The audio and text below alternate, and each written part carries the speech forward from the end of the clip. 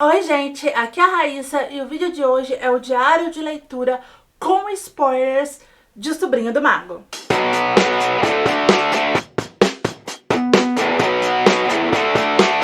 Antes da gente começar, te convido a se inscrever aqui no canal se você não for inscrito e a me seguir em todas as redes sociais, todos os links como sempre ficam no box de informação. E se você for comprar livros ou qualquer coisa, por favor, compra na loja da sua preferência, utilizando os meus links de afiliado que também ficam na descrição do vídeo. Essa é uma forma de vocês apoiarem o meu trabalho sem gastar nenhum valor a mais por isso, então eu te agradeço demais.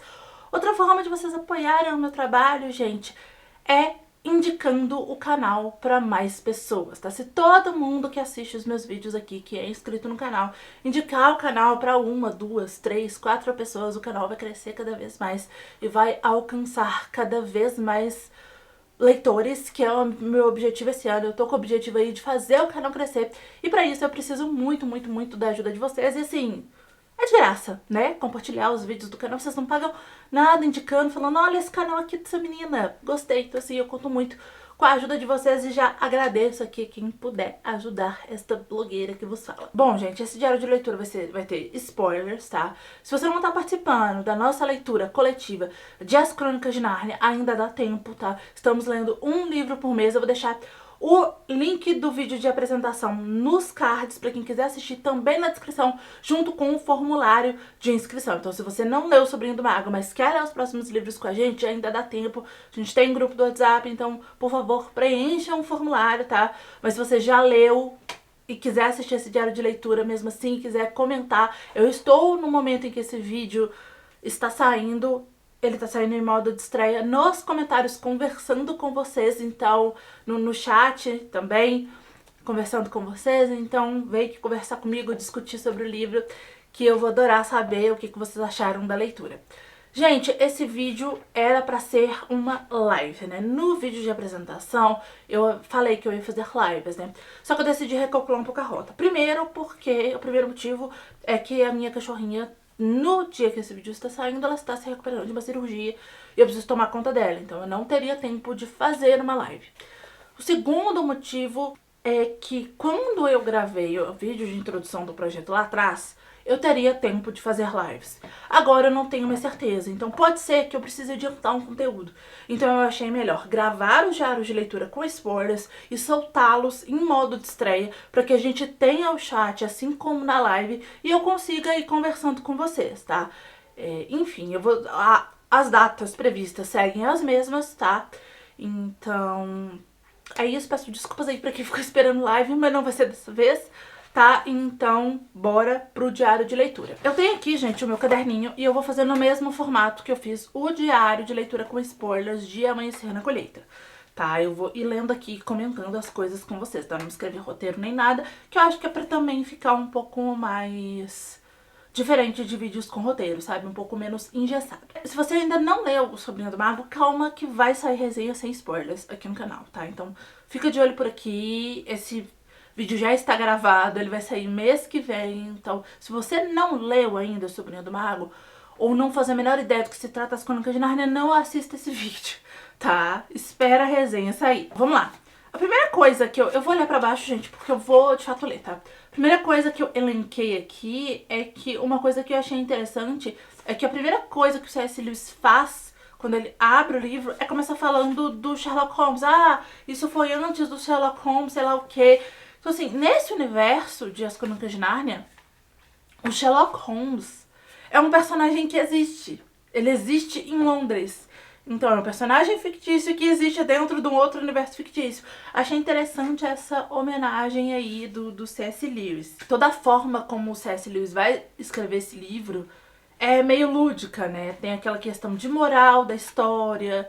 Ele escreve de um jeito bem divertido. Ele fala de doces de um jeito bastante infantil, assim, né, bem preocupado em escrever para crianças, né. Os personagens do livro são os dois protagonistas, que são a Polly e o Diggory, que são as duas crianças que vão conduzir essa história. Quanto à questão do Diggory, eu li esse livro, gente, no volume único da Martins Fontes, que é a edição que eu tenho.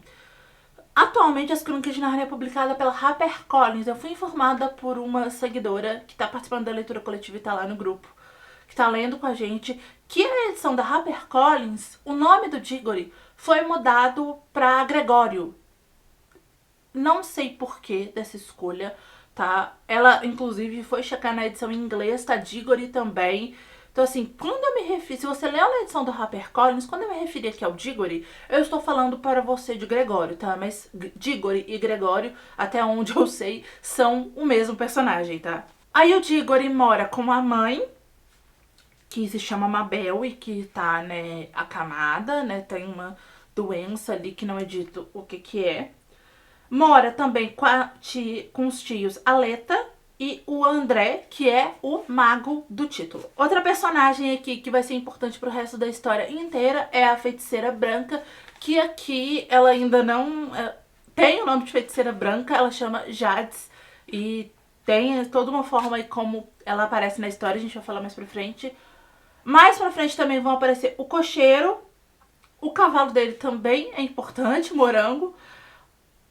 A Nelita, que é a esposa do cocheiro, que depois é levada ali pra Nárnia. Os dois vão, né, no primeiro momento, pra quem tá lendo a primeira vez, quando os dois aparecem e quando os dois são levados pra esse bosque, é de um jeito meio aleatório, meio acidental, né? A primeira vez que a gente lê, eu me lembro, né, da primeira vez que eu li, dessa vez foi uma releitura.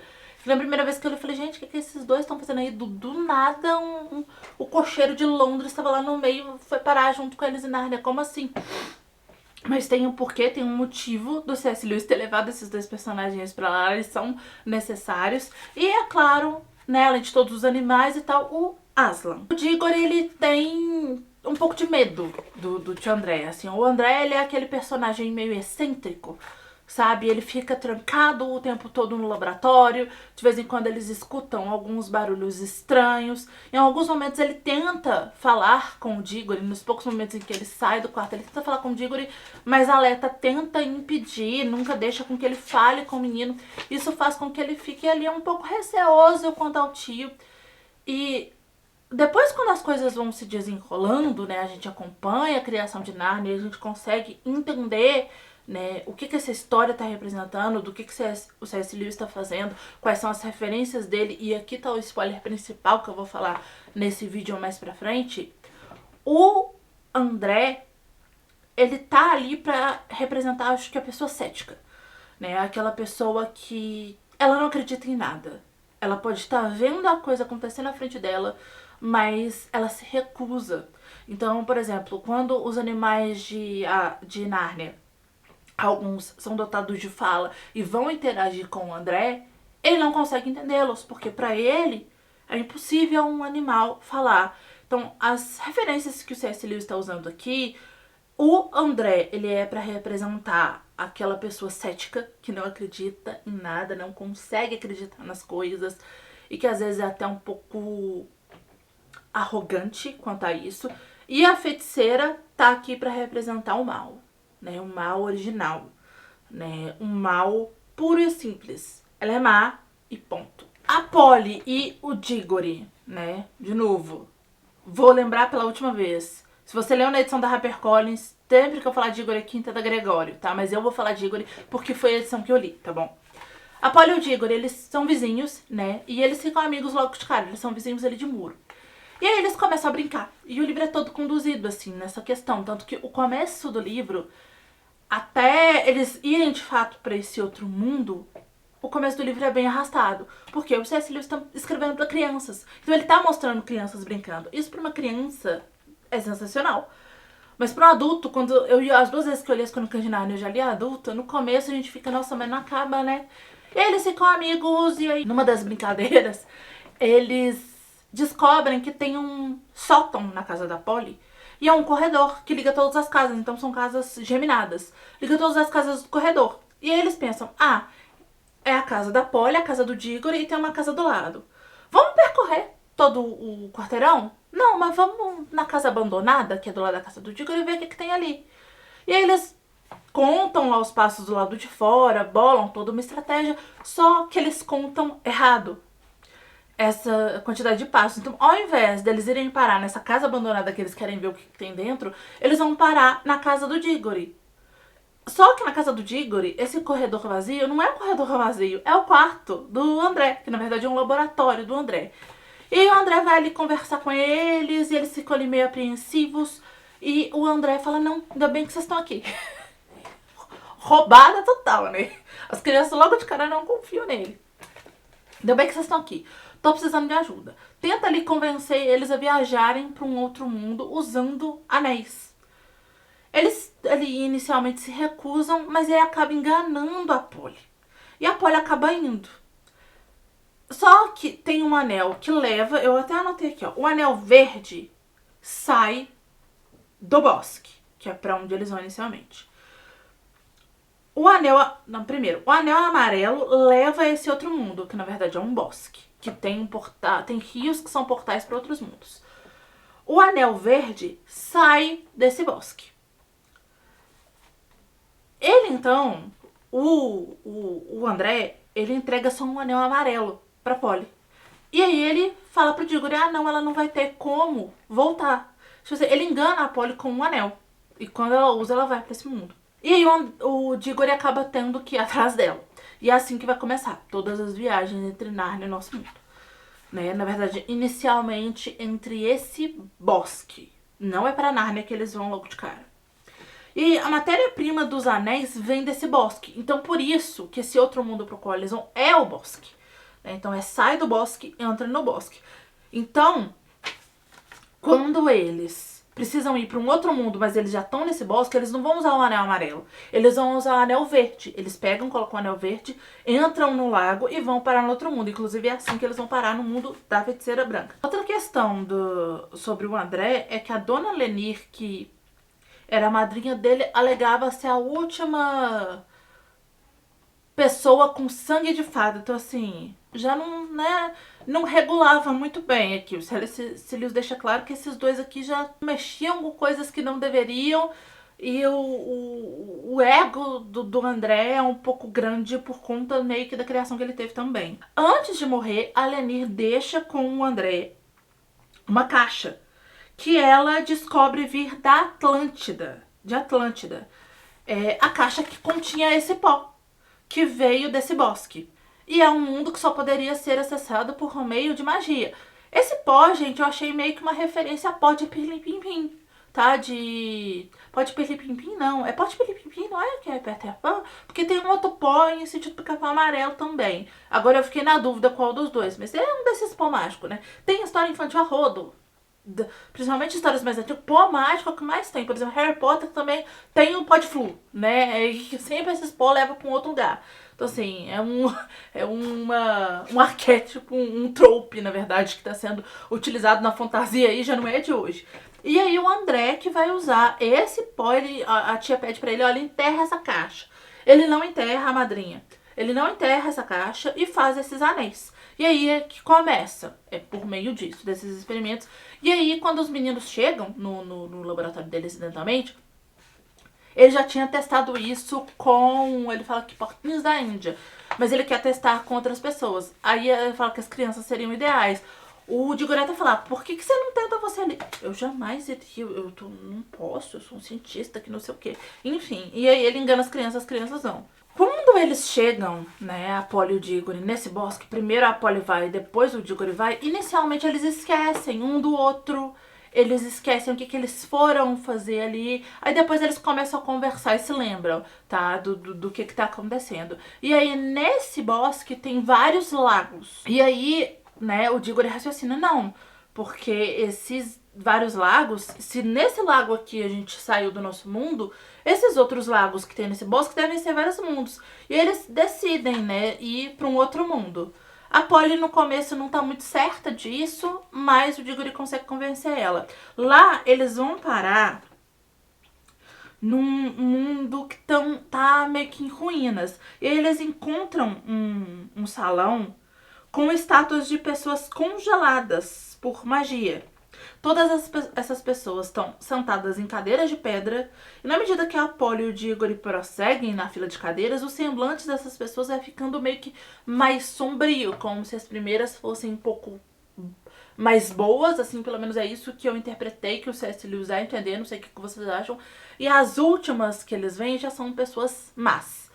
A última pessoa que eles encontram é a Jades, que vai ser a feiticeira branca. Todas as pessoas são muito altas, mais altas que as pessoas do nosso mundo, tá? E assim, logo de cara eles percebem que tem alguma coisa errada com esse mundo. Mais pra frente a gente vai descobrir que esse mundo se chama Sharn. É o mundo da Jades, que vai vir a ser, né? Ainda não tem esse título de feiticeira branca, tá? Aqui, inclusive, no momento, ela não é tão branca assim, tá? Ela tem, nesse mundo dela, ela tem cores. No nosso mundo, porque ela vai vir parar no nosso mundo, ela tem cores também. Mas eles encontram próximo a ela um sino e um martelo, com o seguinte enigma. Lembrando que essa é a tradução da Martins Fontes, tá? Ousado aventureiro, decida de uma vez. Faça o sino vibrar e aguarde o perigo, ou acabe louco de tanto pensar. Se eu tivesse tocado, o que teria acontecido? E aqui, gente, no momento em que essas duas crianças leem esse enigma, a gente vai ver a diferença entre homens e mulheres, meninas e garotos. Tá? A Polly fala, não vamos tocar esse negócio, vai dar ruim. Vambora, não vamos tocar. O Diggory fica curioso. Ele fica pensando, mas e se eu não tocar? E a Polly fala, não, não toca, não toca, não toca. Ela tenta impedir ele, mas ele acaba tocando esse sino. Inclusive, tem um momento em que ele que ele e a Polly discutem por conta disso.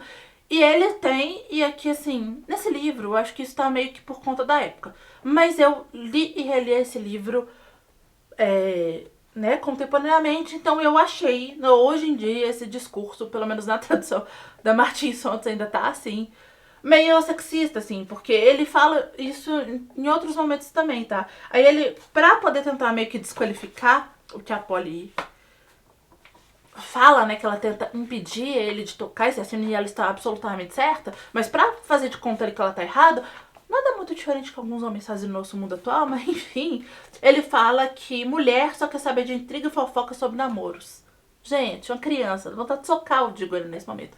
E aí ele toca esse sino. Nenhuma das outras pessoas despertam, tá? Só desperta a Jades. A Polly, de novo, muito mais sábia, logo de cara, não gosta dela, tá? O Diggory, ele é ali um pouco... Cai um pouquinho na lábia dela, mas na medida que a história vai prosseguindo, ele percebe que ela não é tão legal assim e tenta se livrar dessa maluca, tá? A cidade dela, como eu já falei, se chama Sharn, a metrópole, a cidade do rei, dos reis, o assombro do mundo. É assim que ela se refere à sua cidade. Ela que fez toda a vida de Sharn desaparecer, tá? Ela que acabou com o mundo dela. Então, de novo, aqui a feiticeira branca aparecendo como um mal encarnado. Pelas coisas que ela fala, gente, ao longo do livro, tipo assim, ela quer escravos. Quando ela acaba conseguindo vir para o nosso mundo, ela faz o André de escravos. Enfim, ela fala umas coisas horríveis, tá? Ela fala que quem é inferior a ela tem que ser escravo dela. Então, assim, é um discurso completamente, assim, errado, né? E aí ela cisma na cabeça dela que o André é um feiticeiro que governa o mundo. E o Diggory tenta explicar pra ela antes dela vir para o nosso mundo que não é bem assim, mas ela fala, não, mas só um feiticeiro teria a capacidade de trazer vocês até aqui. Me leve até ele porque eu vou governar o seu mundo junto com ele. Então assim, a mulher delira, gente, delira completamente. Ela quer que a Polly e o Diggory tragam ela pro nosso mundo, mas os dois se recusam, mas ela acaba ali se agarrando neles e conseguindo ir com eles pro bosque. Quando eles tentam ir embora sem ela acaba conseguindo vir pro nosso mundo quando eles vão voltar, agarrada no cabelo da Polly. Ela ali se agarra e vem parar aqui.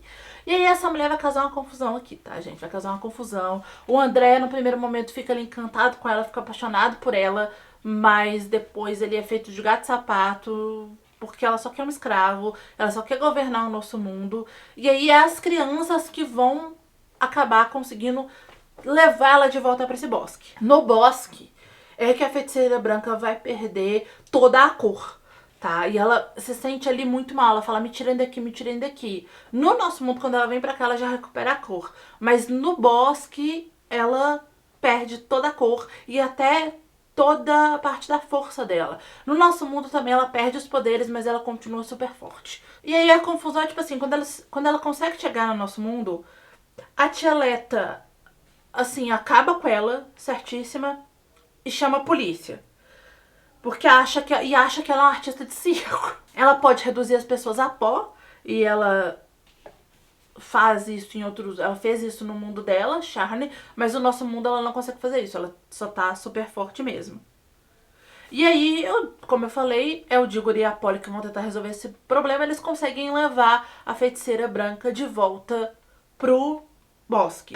Só que junto, aí é que tá, acabam vindo acidentalmente o André, o cocheiro, o cavalo do cocheiro. Até o momento é isso. A esposa do cocheiro é levada pra esse mundo depois. E quando eles vão retornar pro nosso mundo, eles esquecem de marcar qual lago é o do nosso mundo. Eles acabam indo parar no mundo vazio. E aí, nesse mundo vazio é que vai ter a criação de Nárnia, né? O Aslan aparece. A criação de Nárnia acontece por meio de uma canção que o Aslan vai cantar. Pra mim, é um dos capítulos mais bonitos da saga inteira. É muito bonito. Eu até falei na resenha que vai sair mais pra frente que eu acho isso muito especial. Ele criou um mundo na nossa frente. É claro, tem uma referência clara aqui à Bíblia, tá? A criação do mundo da Bíblia, né? O C.S. Lewis escrevia ficção cristã, escrevia livros cristãos. E aqui, assim, tá escancarado que é a respeito disso. Apesar de, cronologicamente, a publicação de O Sobrinho do Mago tenha vindo depois, ele é o primeiro na linha cronológica dentro da história, né? As Crônicas de Nárnia é recheado dessas referências. Quem leu na ordem de publicação fala que essa percepção de que o Aslan é a representação da figura de Deus aqui, porque ele é... se você ler na ordem de publicação dos livros, e aí eu já fiz um vídeo sobre isso aqui no canal, vou deixar ele nos cards pra vocês assistirem, dá pra perceber mais sutilmente. Tá? Se você lê O Sobrinho do Mago primeiro, você tem essa resposta logo de cara. Se bem que, nessa minha segunda leitura, eu já percebi isso de cara. Mas na primeira vez que eu li lá atrás, tipo, já tem acho que uns 20 anos, gente, sem brincadeira. Não, minto, vai ter o quê? 10, 15 anos por aí. Que eu li pela primeira vez. Eu não percebi isso logo de cara no Sobrinho do Mago, não, tá? Eu achei, falei, nossa, ele tá criando um mundo na nossa frente, né? Mas eu acho que eu tava tão...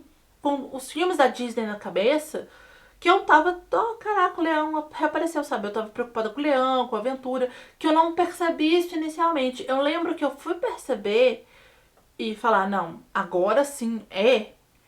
Quando o Aslan fala A Viagem do Peregrino do Alvorada, ele fala uma determinada frase pra Lucy, que eu não vou falar aqui, no diário de leitura do Peregrino do Alvorada, eu espero me lembrar e falar disso, que eu percebi, eu falei, caraca, é uma referência bíblica, né? Mas aqui já tá lotado de referências, tá? Porque esse livro, né, como ele foi publicado depois, ele acaba sendo um spin-off. Ou se você ler nessa ordem que a gente tá lendo inicialmente, que é a cronológica da história, que é a ordem que ficou mais conhecida no Brasil, né, é o primeiro livro dentro da história. Então a gente vai ver a criação de Nárnia e já tá lotado de referência, assim...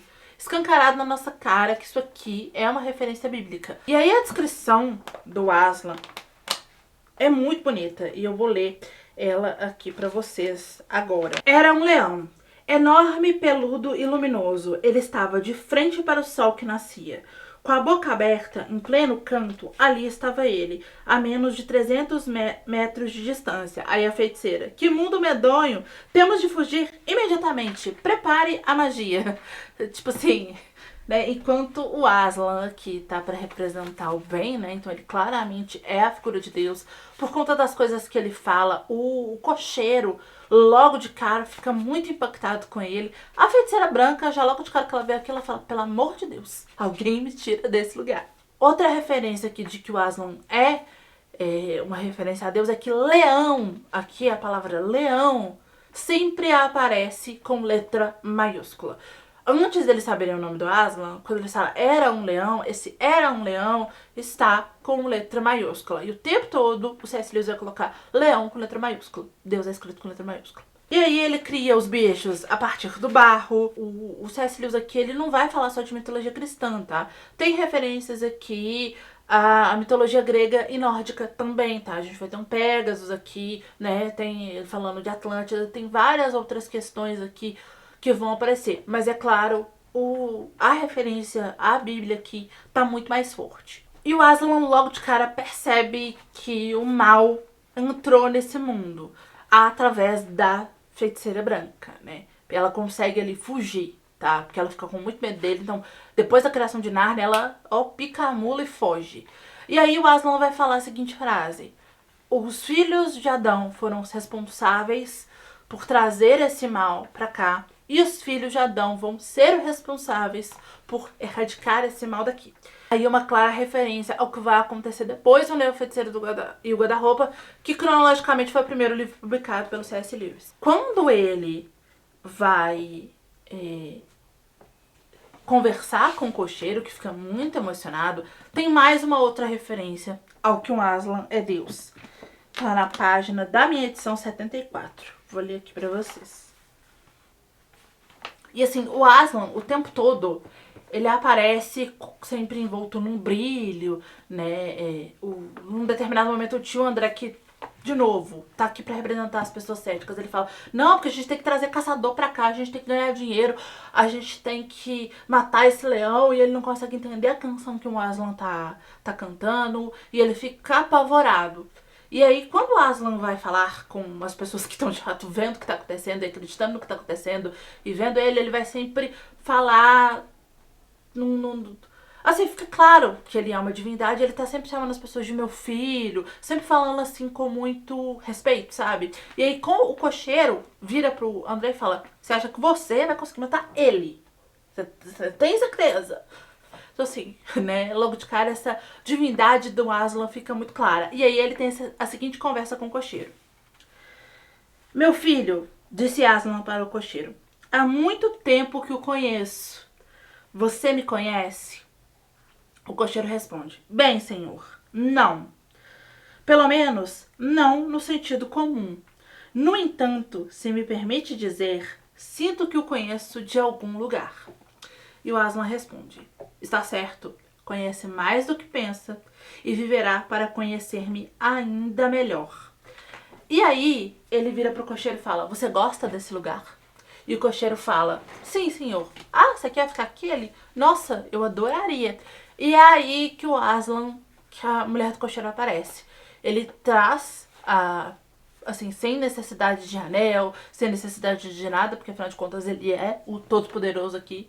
Ele traz a esposa do cocheiro, e aí os dois vão ser os primeiros rei e rainha de Nárnia. Aqui também a gente vai ter a aparição do guarda-roupa, a primeira aparição do guarda-roupa na história. A gente vai conhecer a origem do guarda-roupa, melhor dizendo, né? Porque o Digory é o professor Kirk, que vai hospedar os meninos na casa, não nessa casa atual que eles moram aqui, em Sobrinho do Mago, mas numa casa de campo para onde ele muda já mais um pouco mais velho. Ele herda essa casa da família dele, ele vai morar nessa casa, e é nessa casa que o guarda-roupa vai ficar. Mas inicialmente o guarda-roupa, a semente do guarda-roupa, que eu vou falar aqui mais pra frente, vai ser plantada nessa atual casa que eles moram, tá? Lembrando, a mãe do Digory tem uma doença. E aí, na hora que o Digory vê ali que o Aslan tem ali, né, reconhece no Aslan uma divindade, embora ele não reconheça que é Deus no primeiro momento, né? A palavra Deus aqui, ela não é dita nesse livro, embora, né, tenha essa clara referência. Ele: não, é esse cara aqui que vai conseguir me ajudar, esse cara aqui, né, esse leão que vai conseguir me ajudar, deixa eu pedir pra ele, né, uma ajuda, toda humildade. Senhor, você não tem alguma coisa que pode me ajudar, né, a salvar a minha mãe? E aí o Aslan começa a já lutar contra esse mal da feiticeira branca. Ele fala: olha, esse mal por enquanto a gente não corre perigo, mas ele vai crescer e a gente precisa dar um jeito. E aí ele dá uma missão pro Digory e pra Polly. Eles vão até uma árvore de maçãs que tem maçãs prateadas, que tem um determinado lugar já em Nárnia. Eles vão até esse fruto, eles precisam pegar um fruto e trazer pro Aslan. Mais pra frente o Aslan vai plantar essa árvore pra proteger Nárnia. E aí, pra eles irem, eles precisam de uma de transporte, porque o Digory fala: olha, eu vou cumprir isso com todo prazer, mas eu vou demorar alguns dias, tá? O senhor tem alguma urgência? E aí o Aslan vai transformar o morango, que já virou um cavalo falante, num cavalo alado. E aí ele e a Polly vão pra lá. Quando eles chegam lá, essa árvore, gente, ela é também, de novo, uma clara referência aqui bíblica ao fruto do conhecimento. Tem uma mensagem lá falando, e eles chegam lá, a feiticeira branca tá lá. Fazendo o quê?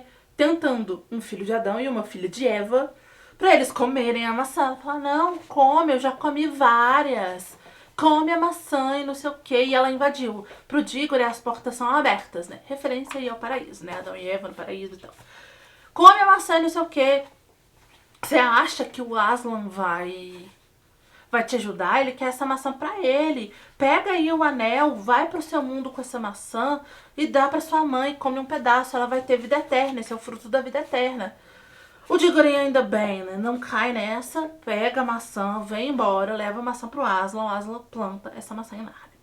E aí ele fala, ah, senhor, mas ela comeu dessa maçã. Ele fala, e é exatamente por isso que ela sempre vai temer essa árvore, porque essa árvore mostrou pra ela um mal nela, enfim, né, deu pra ela, né, o conhecimento através disso. E aí o Aslan vira pra ele e fala, agora a árvore que a gente plantou, a árvore cresce rapidamente, eu te autorizo, pode pegar um fruto, leva esse fruto pra sua mãe, lá ele, no seu mundo, ele não vai ter o poder de dar a vida eterna pra ela, mas ele vai ter o poder curativo.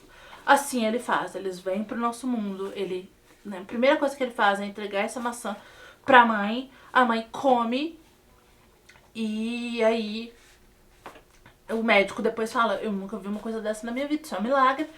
E aí o Aslan só pede pra ele, olha, destrói esses anéis. E aí o que ele e a Polly fazem? Plantam a maçã, o resto do caroço da maçã, plantam os anéis em volta. Essas maçãs aqui que eles plantam, né, da árvore que cresce, a macieira que cresce, não dá vida eterna, não dá imortalidade nem nada do tipo, mas é dito que é uma maçã muito gostosa. Depois, quando o Dígore se muda dessa casa que ele tá pra casa que eles herdam, a árvore acaba caindo numa tempestade e, né, com dó ali de jogar madeira fora, ele manda fazer um guarda-roupa.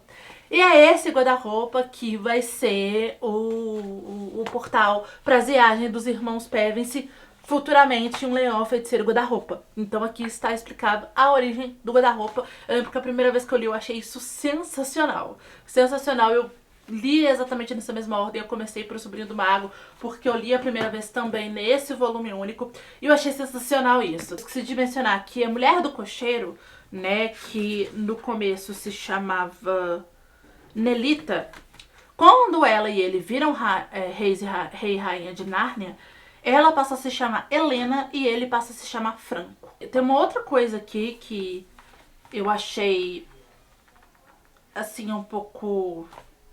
Chega a ser triste, porque esse livro foi publicado primeiramente em 55, se não me engano.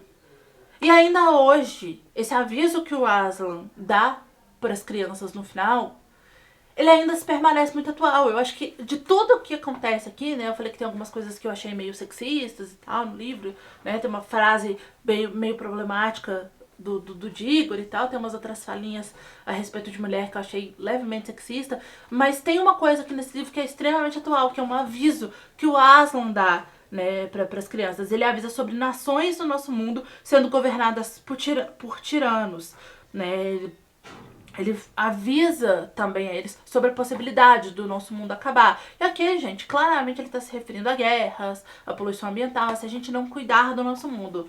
E, curiosamente, anos depois que o C.S. Lewis escreveu esse livro, né, um monte de guerra, planeta entrando em ebulição, tentando eliminar a gente, e por aí vai, tá? Gente, eu acho que era isso que eu tinha pra falar. Eu gostei muito de ter relido esse livro, estou empolgada para as próximas releituras. As Crônicas de Nárnia, embora não seja uma das minhas histórias favoritas, é uma história que eu sempre tenho muito carinho, né? Eu gosto dessas referências, né? Eu sou uma pessoa que atualmente eu não tenho, não me digo ter religião nenhuma, mas eu gosto de ler referência a várias, né? Então vocês já devem ter me visto aqui, quem acompanha aqui o canal já deve ter me visto, sei lá, lendo O Melhor do Sábado Qualquer, que ele tá zoando essas coisas, né? Tá zoando fanatismo, né? Enfim... E lendo as Crônicas de Nárnia, né? Vocês já me viram lendo coisas de mitologia. Enfim, eu acho que isso se deve um pouco à minha formação e até à minha criação. Sim, eu fui criada na igreja católica. Hoje eu não sou mais, eu não pratico, mas eu acredito. Assim, eu acho que eu sou mais próximo do que seria definido como agnóstico, né? Mas eu, ao mesmo tempo, acredito em Deus. Eu acho que eu sou uma mistura de várias coisas, porque minha mãe, por exemplo, é católica, meu pai é espírita kardecista. Então, eu sempre fui ensinada a ter muito respeito. Então, eu gosto de ler essas coisas como referência e eu acho que as Crônicas de Nárnia é bonito ver como isso pode ser utilizado de um jeito sutil, sem muita... Eu vou usar um termo aqui que eu não sei nem se eu deveria usar, mas sem muita pregação, do tipo, você tem que acreditar na minha fé. Sabe? O C.S. Lewis em nenhum momento aqui ele tá fazendo isso. Né? Em nenhum momento ele tá... Não nesse livro, eu não sei se em outros dele ele faz, porque eu não li. Mas é um mundo que pra mim é muito fascinante, né? Eu tenho muito carinho por As Crônicas de Nárnia. Tô curiosa aí pra ver como é que vão ser esses filmes da Netflix da Greta Gerwig. Eu até falei na resenha, as informações que eu vi recentemente é que vai começar por O Sobrinho do Mago. Não sei se é verdade, não sei, porque até então a gente tem poucas informações, né? A gente já tem uma feiticeira branca escalada, a gente tem rumores de quem pode fazer a voz do Aslan, mas até então não tem nenhuma informação. Então é um mundo que eu tenho muito carinho, eu decidi reler porque eu já estava com saudade dessa história também, pra gente se preparar aí para as adaptações da Netflix. E eu espero que eles façam todas, porque eu fui ler As Crônicas de Nárnia por conta das adaptações da Disney, que eu achei absolutamente fantástico. E nunca chegaram a fazer mais nenhum, né? Teve uma época que teve uns rumores de que eles iam adaptar a Cadeira de Prata, mas isso nunca chegou a acontecer.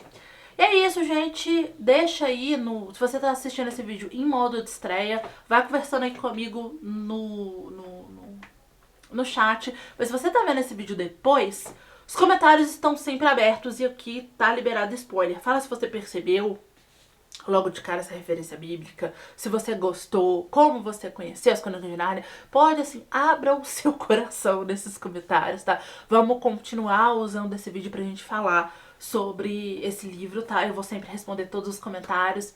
E é isso, espero muito que vocês tenham gostado desse vídeo. Se você gostou, clica muito em gostei aqui embaixo pra me ajudar na divulgação.